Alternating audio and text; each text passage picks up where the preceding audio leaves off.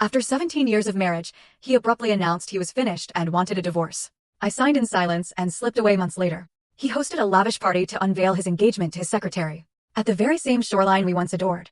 I showed up with a serene smile and an envelope. His father's will was clear: divorce her, lose the fortune. The silence shattered with his fiancée's scream.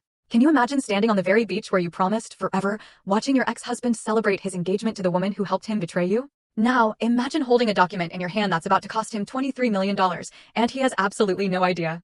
That was me. That was my moment of comeuppance.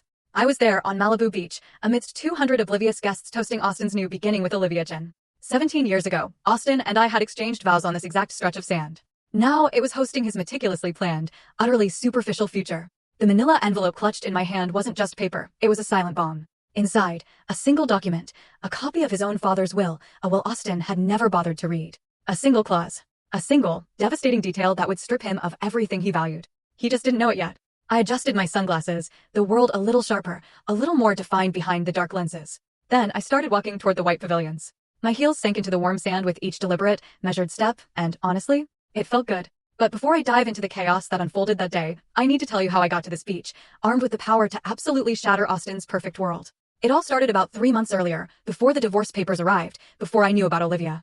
I was still playing the role of the perfect corporate wife, a part I'd perfected over nearly 2 decades. Our life together wasn't lived, it was operated, running on invisible schedules I'd memorized like sacred scripture. Thursdays meant salmon dinner at precisely 7:30 p.m. Austin would walk through the door at 7:15, giving himself just enough time to shed his suit, scan emails, and then, poof, appear at the table.